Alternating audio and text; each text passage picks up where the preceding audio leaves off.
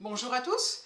Alors, comme vous pouvez le voir, je suis en retard pour cette vidéo, mais comme je vous l'avais dit, hein, c'est en lien avec l'énergie du serpent de bois de cette année 2025. Et je voulais vous revenir en fait, encore une fois, je ne sais plus si je l'ai dit dans différentes vidéos, je voulais revenir sur les nettoyages énergétiques, leur puissance, et enfin quand c'est bien fait, et ce que ça peut vous apporter, et notamment faire des nettoyages énergétiques dans les habitats quand vous souhaitez vendre une maison. Pourquoi? Parce que en ce moment, le marché de l'immobilier est ce qu'il est, et effectivement, les maisons mettent du temps à se vendre. Elles mettent du temps à se vendre aussi, pourquoi? Parce que il est possible que les liens qu'on a tissés avec cette maison, cet appartement, eh bien, soient tellement forts qu'on a du mal à s'en séparer. Inconsciemment, hein, vous êtes là, vous voulez vraiment vendre votre maison, mais inconsciemment, voilà, vous voulez la vendre, mais pas tout de suite, quoi. Voilà. Et donc, moi, c'est ce qui s'est passé hein, pour la maison de ma grand-mère, parce que, vous voyez, j'ai 48 ans, j'y ai passé 43 ans de ma vie, quoi, à peu près. Hein. Et en faisant le nettoyage énergétique, hein, suite à une interview voilà, que vous pouvez retrouver sur ma chaîne,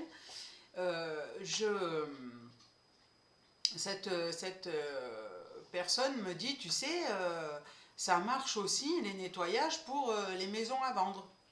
Ah. Et en fait, au décès de ma grand-mère, effectivement, ma tante ne parlait plus à ma mère depuis un an. J'ai fait le nettoyage le dimanche après-midi.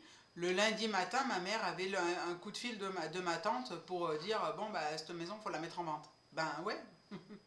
Mais en fait, on attendait que tu te décides, quoi. Voilà. Et, et voilà, donc j'ai fait la fumigation. Elles se sont mis d'accord, etc. Mais ma tante, c'est pour ça que je vous dis qu'on peut bloquer inconsciemment. Ma tante a bloqué la vente parce qu'elles avaient trouvé un acheteur et elle a bloqué la vente parce que le nom de l'acheteur ne lui plaisait pas. Donc inconsciemment, elle n'était pas encore prête à lâcher la maison. Et après, elle a, bon, sur le deuxième acheteur, elle a lâché du lest. Mais voilà, pour vous dire que on fait beaucoup de blocages. Hein, et puis en ce moment, les énergies font que on est un peu chamboulé, on a du mal parfois à rester centré, et ça peut justement retarder la vente d'un appartement ou d'une maison, enfin d'un bien en général. C'est pour ça qu'une fumigation, un nettoyage énergétique va déjà, enfin pour ma part, va augmenter le taux vibratoire de l'habitat et puis surtout va permettre de couper les liens.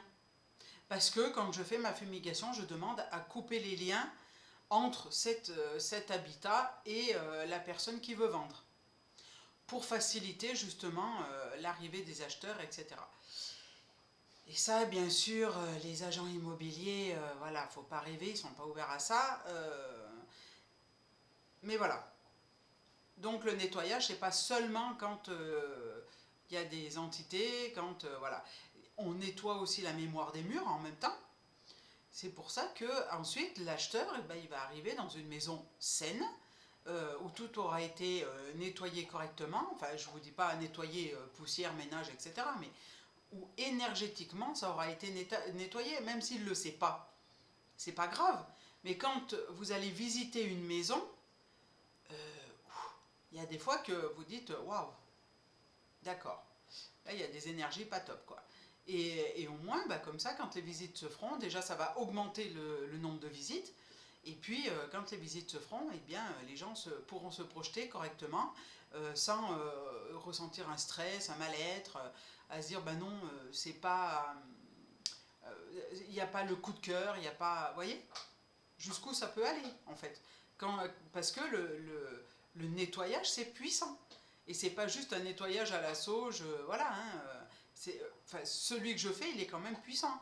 Et ça permet d'accélérer un peu la vente, hein, parce que parfois, au lieu d'attendre 4-5 ans, eh bien, peut-être au bout de 6 mois, au bout d'1 an, la maison est vendue. Voilà. Mais après, il y a aussi un travail à faire sur soi-même pour se dire, bon, ben voilà, cette maison n'en peut plus, on est ric-rac financièrement, il faut couper, il faut la vendre, mais voilà, il faut couper les liens qu'on a tissés avec cette maison, surtout si on l'a fait construire, pour pouvoir entamer une nouvelle vie. Voilà. Je tenais aussi à faire une petite parenthèse qui est plus ou moins un coup de gueule, parce que quand des personnes nous appellent pour faire des communications animales, alors bon, j'y vais en toute honnêteté, en toute empathie, de toutes les bonnes énergies que je peux pour me mettre au service du client. Et ça, en général, ça se passe bien, ils payent, voilà, ils ont le rapport. Alors, voilà, je faisais le rapport, ils payaient après. Maintenant, du fait que je me retrouve bientôt au tribunal avec une cliente, eh bien, malheureusement, je vais devoir faire payer avant de rendre le rapport, sauf si je sens que la personne bon, est honnête, etc. Mais voilà, pour ceux que je vais croiser sur Internet, que je ne connais pas, eh bien, ça sera comme ça, dorénavant. Pourquoi? Parce que là, je me retrouve avec des communications, un suivi qui est sur 3 mois, et la cliente qui ne veut pas payer parce que je ne lui ai pas retrouvé ses chiennes. Parce que dans ce cas-là, c'était des chiennes qui ont été kidnappées. Hein, voilà. Qui ont été enlevées, volées, voilà, qui ont été volées, pas kidnappées, volées. Et bon, dans le monde physique, les lois sont contre les propriétaires des animaux en fait. Et donc pour les voleurs, hein, faut être clair. Donc alors je les ai situées, hein, on est bien d'accord, je les ai situées, j'ai dit elles sont avec telle personne, voilà, bon ça c'était il y a 3 mois, donc ça peut changer entre temps. Il les a pris parce qu'il veut faire de la repro, trafic de chiens, etc.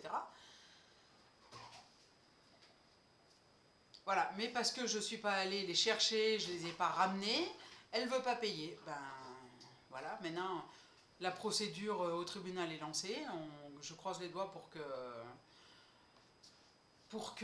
ça marche, que ça soit en ma faveur. Et puis surtout, j'ai pas fait signer de contrat. Ben non, parce que je suis partie, voilà, la fleur au bout du fusil, en toute confiance. Elle me disait oui, oui, mais on va vous payer, on va vous payer. Et puis en fait, on ne va pas vous payer, parce qu'elle avait dans l'intention déjà de ne pas me payer. Puisque ça s'était déjà passé avec une médium, mais ouais, c'est en réfléchissant après, voilà. Et du coup, eh ben, voilà, je me retrouve avec un suivi, une énorme facture impayée, et c'est pas tolérable. Alors quand je vais dans le futur tomber, quand des clients vont venir me voir parce que leur animal a disparu depuis X mois, voilà, et ben il y aura un contrat à signer. Je suis désolée, c'est comme ça, il faut en arriver là pour avoir justice. Et ben voilà, hein, moi c'est pour me protéger. Là vous voyez bien, j'ai fait un travail de 3 mois, surtout qu'elle me harcelait au téléphone. Hein. Vous avez communiqué avec les chiennes, vous avez vu machin, vous avez vu ci, tous les 2-3 jours, quand c'était pas tous les jours. Au moment ça devient épuisant. Voilà, moi j'ai arrêté au mois de mars parce que j'ai mis un terme, j'ai dit stop, moi les guides ils me disent d'arrêter. J'ai mis un moment à m'en remettre, donc énergétiquement. Alors, pour le bien de tout le monde, et ben voilà, maintenant il y aura un contrat à signer, et c'est désolant d'en arriver là, mais puisque on peut encore pas se faire confiance entre humains, et ben voilà, je suis désolée. Sur ces bonnes paroles, je vous souhaite une très belle quinzaine. Euh, si vous avez aimé la vidéo, likez, partagez sur tous les réseaux. Mettez des pouces pour que ça remonte dans les algorithmes de YouTube et qu'on me voie un peu mieux. Et puis, je vous dis à très bientôt. Bye bye!